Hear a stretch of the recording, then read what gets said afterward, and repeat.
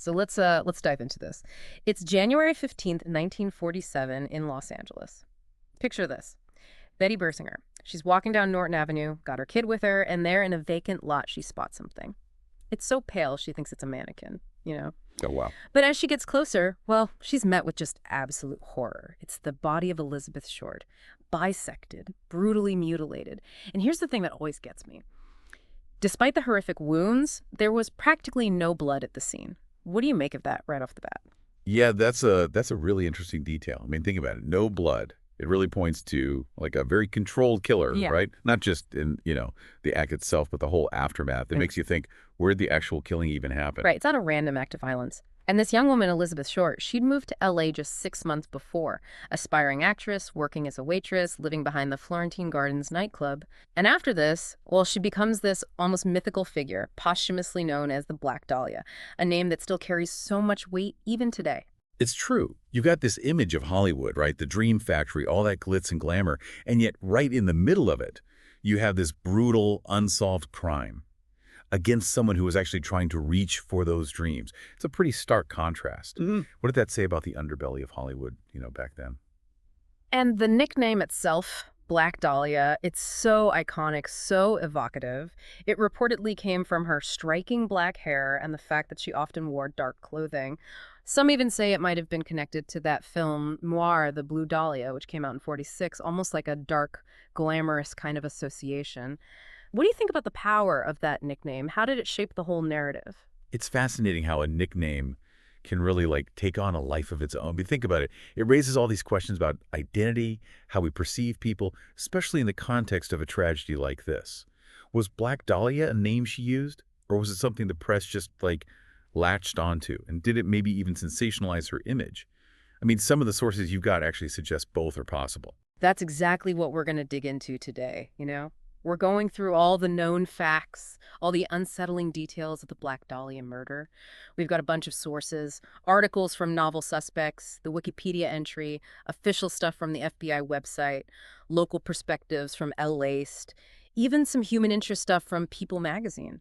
Our goal is to figure out, what's really important about this case for everyone to understand. I mean, this is one of the biggest unsolved mysteries in U.S. history, a crime that gripped the nation in the post-war era. What do you think that is?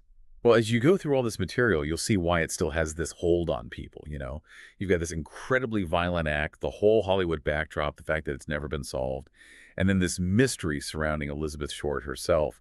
What grabs you the most about all that? So picture that vacant lot in Leimert Park, South Norton Avenue. It's January 15th, 1947. The way her body was found, it wasn't random at all. Someone deliberately posed it. Yeah, she was severed at the waist. Her hands were placed above her head, elbows bent, legs spread. Even her intestines, they were tucked beneath her buttocks. What does that kind of staging tell you about the person who did this? I mean, it's not just about killing, is it? That level of, posing, it's almost like a performance. It suggests a need to create a specific image, a disturbing one, There's definitely a psychological component to this. It wasn't just the violence. It was about making a statement. And then you've got the mutilations, just absolutely horrific. The Glasgow smile, those cuts from her mouth to her ears. There were cuts on her thighs and breasts, too, with flesh actually removed. And again, remember that detail we talked about? No blood. It seems pretty clear the murder didn't happen there. The body was cleaned, then placed in that lot. What's that say about the investigation? Yeah, cleaning the body, that adds a whole other layer to this puzzle.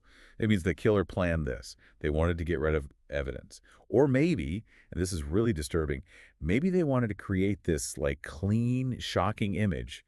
Either way, it messes with the timeline, makes it hard to figure out where it all happened. What's interesting is that identifying Short happened really fast. I mean, the FBI used fingerprint records from a job application back in '43 at Camp Cook. They also had prints from when she was arrested for underage drinking in Santa Barbara. They even had a mugshot. They identified her in less than an hour after getting those prints. So you've got this quick ID, but then decades of not knowing who did it. What does that tell you about investigations? I think it shows how good forensic technology was getting, even back then, especially with fingerprints. Yeah. But it also shows how hard it is to go from, knowing who the victim is to actually catching the killer, especially when there's not much evidence or it's been wiped clean. Now, this part always makes me angry. The Los Angeles Examiner, they found out who she was, and they contacted her mom, Phoebe Short, in Boston. But get this. They lied to her.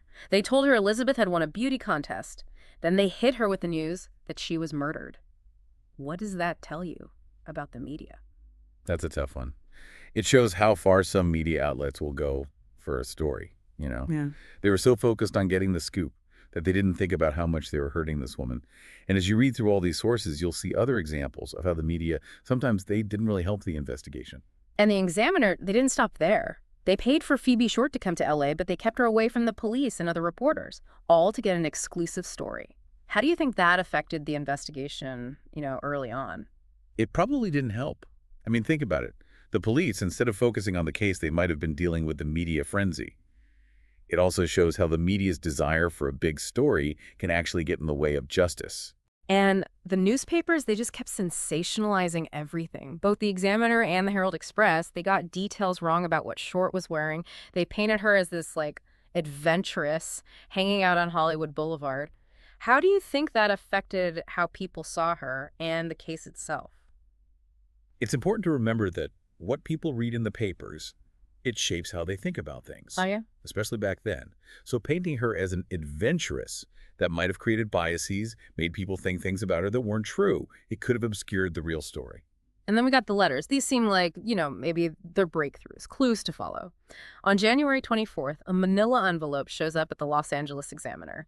Inside, there's all this stuff. Short's birth certificate, business cards, photos, names written on scraps of paper, and an address book. Mark Hansen's name's in there. Big time. And just like the body, all of it had been wiped clean with gasoline. What's the connection there? It's pretty clear that the same person cleaned the body and those items. Same method, gasoline. It points to a killer who was meticulous, who was trying to cover their tracks, and Hansen's name being there. Was that a real connection or a way to throw the police off? What do you think? And the letter inside the envelope, it was creepy, just a simple message. Yeah. Here is Dahlia's belongings. But it was made from letters cut out of newspapers. What does that tell you about the sender? Well, cutting and pasting like that was probably to hide their handwriting. But it also adds this weird, almost mocking element to it. It's like they were playing a game with the media, with the cops, with everyone. Then, not long after, they find a handbag and a black suede shoe near where the body was found, also cleaned with gasoline. Now, some sources say Mark Hansen identified these as Short's. Others say it was her friends, Toth or Knowlton. What does that tell you about eyewitnesses, especially in a big, shocking case like this? Memory is a tricky thing, especially when you're stressed out or time has passed. It shows how hard it can be for investigators to get the facts straight when you've got different people remembering things differently. Even a small detail can become a big problem. And then there's the phone call. Someone called the editor of the Examiner claiming to be the killer, said they were going to send souvenirs, then more letters, some handwritten, some more of those cut and paste ones.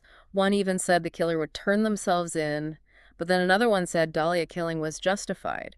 What does all that say about the psychology of the person sending these letters?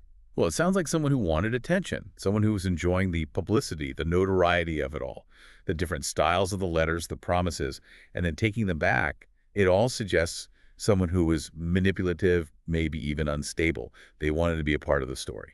There was even what looked like a suicide note found near some men's clothing in Venice. It mentioned the Black Dahlia and was signed, "Sorry, Mary," but they never found out who owned the clothes, so it's not clear if it was even connected to the case. How much weight do you give to clues like that? It's a reminder that when a case gets this big, all kinds of things pop up. Some are real, some are not. Without knowing who the clothes belong to or having any other evidence to connect it, that note is just a loose end. Maybe it's related, maybe it's just someone using the case to get attention. So let's get into the autopsy. They did it on January 16th, 1947. It gives us some hard facts about what happened. Elizabeth Short was 5'5", weighed 115 pounds, had light blue eyes and brown hair. One interesting thing, the report says she had really bad teeth. What does that tell you, even though it seems like a small detail? Yeah, it gives us a glimpse into her life, right? Bad teeth could mean she couldn't afford regular dental care. Maybe a sign of how tough it was for her trying to make it in Hollywood. The official cause of death was cerebral hemorrhage and shock, most likely from being hit in the head and face. So even though the scene was clean, the attack itself was brutal. Exactly. The killer was careful afterwards, but the attack itself was violent. And then there's how they cut her body in half.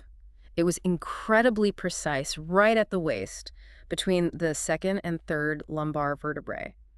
The report specifically mentions there wasn't much bruising where they cut, which means it happened after she died. Some experts even said you'd need medical knowledge to do that, like a surgeon. They called it a hemicorporectomy. What does that level of skill tell you about the killer? That's a huge clue. It wasn't just some random act of violence.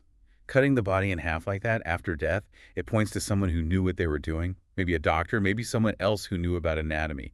What other kinds of jobs would give you that knowledge? Beyond the bisection, there was the Glasgow smile, and cuts on her thighs and breasts, and a long cut starting at her navel. They also found marks on her ankles, wrists, and neck like she'd been tied up. What does all that say about the attack? It was prolonged and incredibly violent. She was tied up, so she was probably alive for at least part of it. All those different injuries, it suggests a killer who was really angry, maybe even sadistic. One thing that's interesting is that at first they thought she might have been raped because of some signs they found. But the tests for sperm came back negative. How do you explain that? Well, just because there wasn't any sperm doesn't mean there wasn't a sexual assault. There could be other reasons why it wasn't there. But it does mean they couldn't prove it with the evidence they had. And finally, there are all these rumors about the autopsy. Things like cigarette burns on her body or that she was forced to eat feces. But those things aren't in the official report, and some sources even say they're not true. Why do you think these kinds of details, even if they're not true, become part of the story? It's because this case is so big, so well known. People want to believe the most shocking things, even if they're not true. It makes the story more exciting, more lurid. But it's important to stick to the facts, you know. The real story is shocking enough without making things up. So, with all that in mind, the police had to start looking for suspects. One of the first was Mark Hansen, the nightclub owner where Short had stayed. But he was eventually cleared. One of her friends even said Short had turned down his advances. What does that tell you about investigations? It shows that the police often focus on the people closest to the victim first, which makes sense. But it also shows how important it is to follow the evidence. They cleared Hansen because they didn't have anything concrete to link him to the crime. Then there was Robert Red Manley, the last person who was definitely seen with Short. He was cleared too, after passing a polygraph test. But those aren't always reliable. He said he'd dropped her off at the Biltmore Hotel to meet her sister, but her sister said it never happened.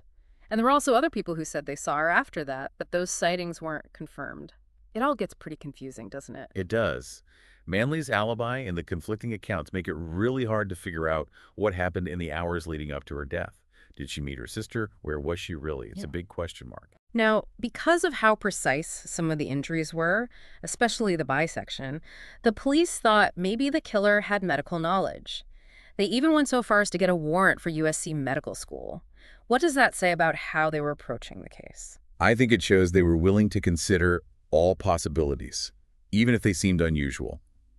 The way she was cut suggested someone who knew anatomy, so it made sense to look into the medical community, even though it didn't lead them to the killer. Then they started looking at other unsolved crimes to see if there are any connections, like the Cleveland torso murders, which happened in the 1930s. The LAPD didn't think they were connected at first, but later on, a suspect named Jack Anderson Wilson came up in both cases. Why do you think investigators look for connections like that? They're trying to find patterns, you know, ways the crimes are similar that might mean the same person did them. It could be the types of victims, the way they were killed, or even if the crimes happened in the same area. Sometimes those connections lead to something, sometimes they don't. There was also a possible connection to the lipstick murders in Chicago, which happened in 1946. There were similarities in the handwriting, and it's kind of eerie that they found Short's body on Norton Avenue near Dagnan Boulevard. Dane was the last name of one of the victims in Chicago. Do you think those kinds of coincidences mean anything? They're interesting, but they're not proof. Handwriting can be faked, and just because crimes happen near streets with the same name doesn't mean they're connected. It's something to look into, but you need more than that. And just for some more context, we should mention the lone woman murders that happened in LA between 1943 and 1949. Over a dozen women were murdered, and they were all sexually mutilated. A grand jury even investigated the police because they couldn't solve any of them. Cases like Ora Elizabeth Murray, Georgette Bauerdorf, Sheen French, who they found with a message written in lipstick, "Fuck you, BD," or maybe PD. It really makes you wonder if there was a serial killer in LA back then. It's definitely a scary thought. And the fact that a grand jury was looking into it means people were concerned about all those unsolved murders. Whether the Black Dahlia case was part of that is a question we still don't have an answer to. Moving on to some suspects who came up later, it's kind of crazy how many people confessed to this murder over the years, hundreds of them. Why do you think people do that? Confess to something they didn't do? It's complicated. Some people want attention, some have mental health issues, some actually think they're helping the police. But those false confessions, even if they're easy to disprove, they take up time and resources that could be used to find the real killer. One of the most interesting theories is from Steve Hodel. He was a detective with the LAPD, and he believes his own father, Dr. George Hodel, was the Black Dahlia killer. It's pretty disturbing to think about, isn't it? His father had already been suspected in another murder, his secretary's. And he was even accused of raping his own daughter, though he was acquitted. Does that family history make Steve Hodel's theory more believable? Yeah, it shows that his father was capable of violence, maybe even had a pattern of it. But just because he was suspected of other crimes doesn't mean he did this one.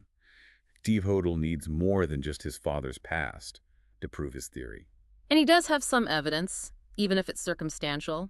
There are recordings where his father supposedly says things like, "Supposing I did kill the Black Dahlia, they couldn't prove it now." He also has a photo that looks like Short.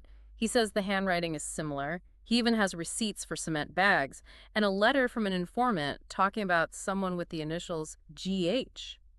What do you think about all that? Is it convincing? It's definitely intriguing. If those recordings are real and if that's really his father talking, that's a pretty big deal. The photo and handwriting, those are interesting too. But without something that puts George Hodel at the scene, something that directly connects him to the crime, it's not enough. Another name that comes up later is Janice Knowlton. She said her father, George Knowlton, killed Short, but her stepsister and the police disputed that. What does it tell you when family members accuse each other like that, especially years after the fact? Families are complicated. Sometimes memories get mixed up or people interpret things differently. And when it comes to something as big as murder, those interpretations can lead to serious accusations. But without any evidence to back them up, those accusations are hard to take seriously. There's another theory in a book called Black Dahlia, Red Rose. It focuses on a group of guys, Leslie Dillon, Mark Hansen again, Jeff Connors, and even a possibly corrupt detective. They think Short was killed because she knew about a robbery at the Astor Motel. But the LAPD said there was no connection to the Astor Motel at the time. What does it say about the case that there are so many different theories out there? I think it shows how much we still don't know. The police couldn't solve it, so people came up with their own explanations, using whatever clues they could find. The fact that there's disagreement about the Astor Motel, it just shows how hard it is to get to the truth, especially after so much time. One more theory to mention. Buzz Williams, he wrote an article saying Leslie Dillon was the killer and got away with it because he had friends in high places. But another researcher, Larry Harnish, says Dillon was clued by the police and was actually in San Francisco when the murder happened. What does that back and forth tell you about the efforts to solve this case, even after all these years? It shows that people are still trying to figure it out, which is pretty amazing. Mm. But it also shows how you can look at the same information and come to different conclusions. With a case this old, it's hard to be certain about anything. So, after all of that, the truth is we still don't know who killed the Black Dahlia. It's a case that's become part of our culture. There are books about it, most famously James Ellroy's The Black Dahlia. There are movies, like the one that came out in 2006. And it's even been featured in TV shows like Who is the Black Dahlia, Hunter, and American Horror Story. Why do you think this case is still so fascinating to people? Well, it's a really gruesome murder. Right. Elizabeth Short's story is both glamorous and tragic. It all happened in Hollywood, and of course, it's never been solved. Those are all ingredients for a story that people can't let go of. For those who want to pay their respects, Elizabeth Short is buried at Mountain View Cemetery in Oakland. Her mom ended up moving there, too. And one interesting thing is that this case actually led to a change in the law. California became the first state to require sex offender registration after the Black Dahlia murder. What does that tell you about how this case affected society? It shows how much this crime scared people. Even though they weren't sure if it was a sex crime, they wanted to do something to protect women and prevent anything like it from happening again. It's also important to remember what life was like for Short. She moved around a lot, and there was a huge housing crisis in LA after the war. Do you think those factors made her more vulnerable, and how did they contribute to the impact of the case? Absolutely. It wasn't easy for a young woman on her own back then.